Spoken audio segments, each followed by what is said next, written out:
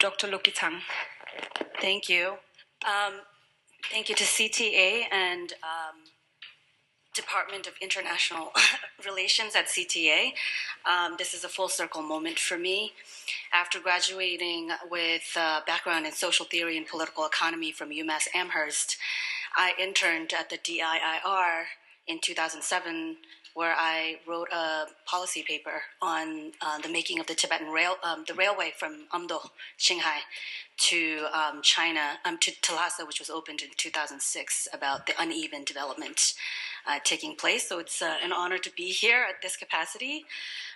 I'm also excited to see Tenzin Desel here, who was the editor for my article, The Discursive Art of China's Colonialism, where I discussed the moralizing, the racial making of Tibetans as a backward Chinese minority to assist the Chinese state in creating the civilizing narrative, the moral argument that China makes about its presence in Tibet.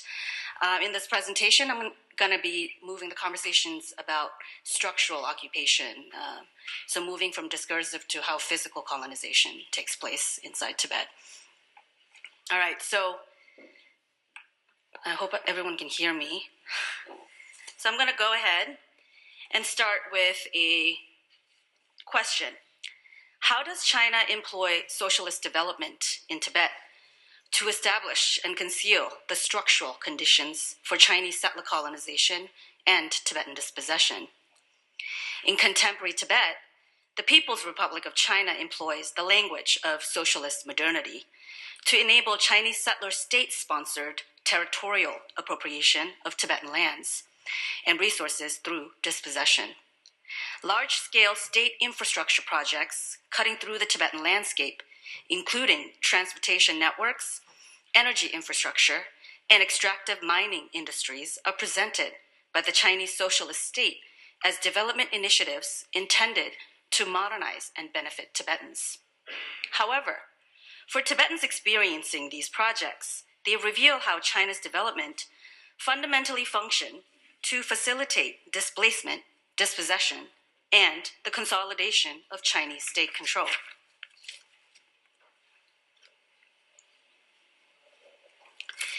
The reality of this process are starkly illustrated by recent events, such as the February 14, 2024 incident in Degekam, where Tibetan villagers confronted forced eviction to accommodate hydropower dam construction by state-owned corporations. Villagers protested and refused to vacate their ancestral homes and monasteries.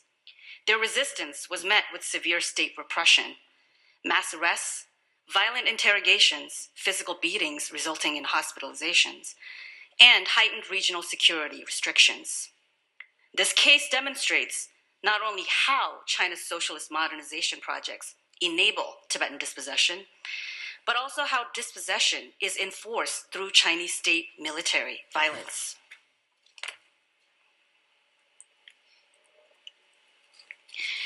This presentation situates Tibetan dispossession within a longer historical trajectory initiated by the People's Liberation Army's 1950 military invasion of Tibet.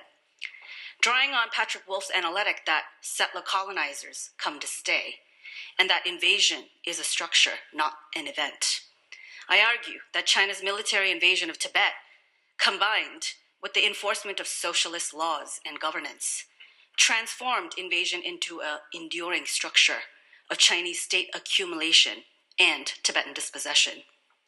Specifically, I examine how Chinese military enforced socialist agreements, reforms, and administrative institutions introduced after 1950 dismantled Tibetan national sovereignty, legalized Chinese military settlement and administration on Tibetan land, and transformed Tibet into a militarized Chinese settler colony.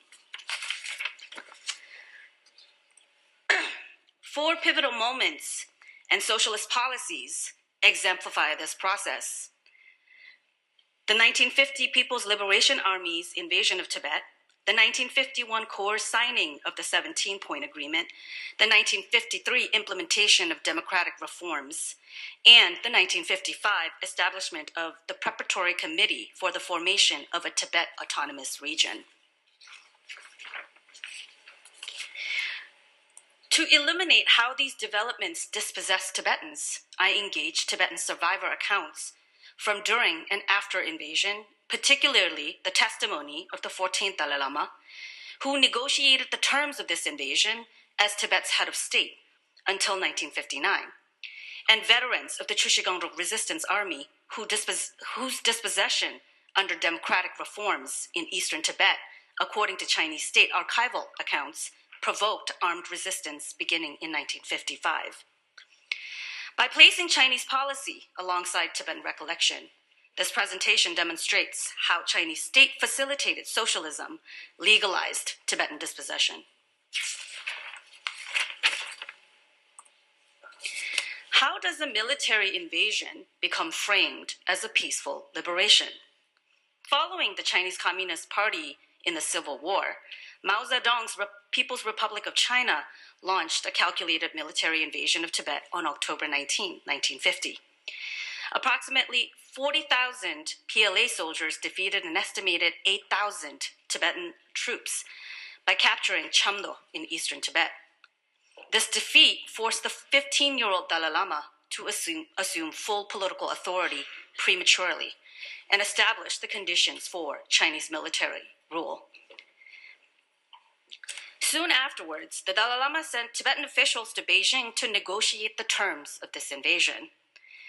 These representatives were coerced into signing what the Chinese government called the Agreement on Measures for the Peaceful Liberation of Tibet on May 23, 1951, without the Dalai Lama's authorization. The 17-point agreement functions as a legal mechanism for dismantling Tibetan sovereignty while maintaining a veneer of diplomatic legitimacy. However, its language reveals a deliberate strategy of territorial incorporation. Point 1 declares that the Tibetan people shall return to the big family of the motherland, the People's Republic of China, effectively ending Tibet's national sovereignty. Yet the agreement simultaneously promises regional autonomy, non-interference in Tibet's political system, and the authority of the Dalai Lama, respect for religion, and voluntary reform. At the same time, Tibet was required to assist the PLA's entry and national defense, integrate Tibetan soldiers into the PLA, and allow the establishment of Chinese military and administrative headquarters in Tibet. I draw particular attention to point 1 and 15, which together enabled the PRC to declare Tibet part of China, while institutionalizing permanent Chinese military administration and settlement. The agreement also emerged during the global era of decolonization, when the PRC positioned itself as an anti-imperialist socialist state. Yet under the guise of peaceful liberation, China executed an imperial invasion of Tibet. Rather than liberating Tibet, the 17-point agreement legalized annexation and converted military invasion into an enduring structure of political and territorial control. It dismantled Tibetan sovereignty while embedding Chinese military and administrative power at the core of governance. Initially, the 17-point agreement appeared to preserve Tibetan institutions. In theory, the Tibetan government, Buddhist monasteries, and landholding structures remained intact. This arrangement rapidly collapsed when the implementation of the democratic reforms between 1953 and 1954 across central and eastern Tibet. According to the PRC, these reforms aim to modernize a feudal society. But Tibetan accounts tell a different story. According to the Dalai Lama, new taxes were imposed, large estates were confiscated, landowners punished, some even put to death. These reforms forced collectivization, criminalized dissent, and enforced socialist ideology through public self-criticism, beatings, and executions. Tibetans in Kham recall, "We were not ready for the liberation the Chinese insisted we accept." The violence escalated into open conflict, including the 1956 bombing of Litang Monastery. These events precipitated coordinated resistance, culminating in the formation of the Chushigangdruk Resistance Army in 1958, which fought Chinese occupation until 1974. These accounts reveal two outcomes of democratic reforms. One, they dispossessed Tibetans by dismantling local authority, confiscating land and property, destroying religious institutions, and violently enforcing socialist compliance, all the while the state was accumulating all of those estates. Number two, they provoked rebellion, producing organized armed resistance. Crucially, these reforms also reveal that Tibet functioned as a testing ground for socialist policies later implemented across China during the Great Leap Forward and Cultural Revolution. On March 9, 1955, the PRC established the Preparatory Committee for the Formation of a Tibet Autonomous Region, inaugurated in Lhasa in 1956. This committee functioned as a transitional colonial institution that masked military occupation behind socialist governance. While nominally collaborating with the Dalai Lama's government, the committee created a parallel Chinese administrative structure aligned with Beijing. Infrastructure projects such as roads and schools simultaneously increased military mobility and consolidated party authority. So Chinese schools were actually first introduced in 1953.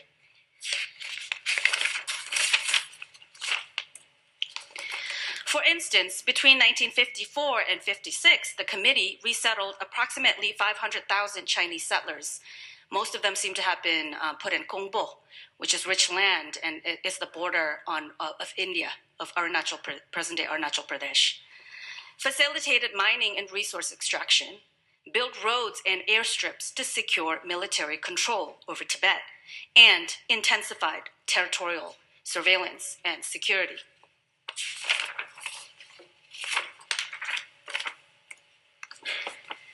By June 1956, these policies provoked widespread Tibetan resistance, culminating in in March 10, 1959 uprising in Lhasa. After the bombing of Nobulinka, the Dalai Lama's flight into exile, the PRC dissolved the Tibetan government and transferred authority to the committee. In 1965, the committee became the Tibet Autonomous Region government, institutionalizing Chinese rule. To this day, no Tibetans have served as Communist Party secretary of the TAR.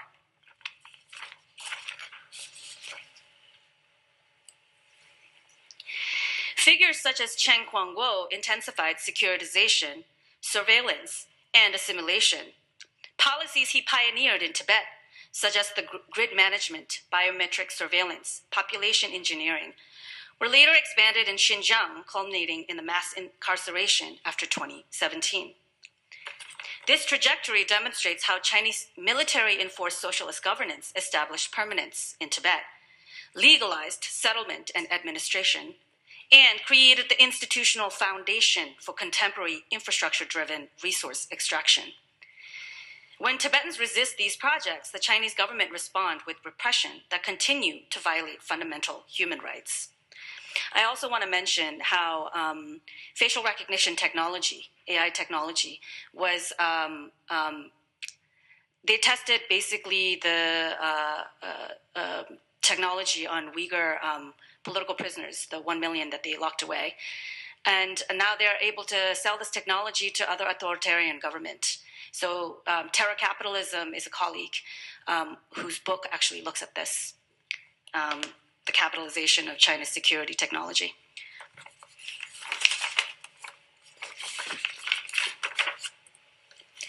As China expands infrastructure across the plateau, the implications extend beyond Tibet to downstream regions, environments, and people. Tibet shows how colonialism today speaks the language of development.